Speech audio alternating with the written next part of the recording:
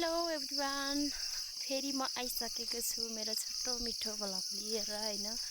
कस्तो लाग्छ कमेन्टमा भन्नु होला।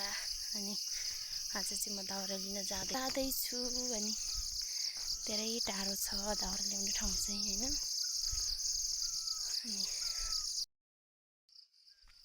अनि अब चाहिँ म दाउरा भएको ठाउँमा आइपुग्न लागेकी छु। बाटोमा आल्छ भेट्यो, आल्छ खाँदै साथीहरू बखरा तपाईँहरूकोतिर यस्तो पाइन्छ भाइ। फाइनली साथीहरू म चाहिँ दाउरा भएको ठाउँमा आइपुगेकी छु हैन। त्यति देख्न सक्नुहुन्छ सिस्नु छ अघि फाड्दा गरेको हैन। यस्तो सिस्नु घारीमा छ दाउरा चाहिँ। यहाँभित्र पसेर दाउरा चाहिँ निकाल्नु पर्ने हुन्छ। अघि आएर यहाँ फालेको छु।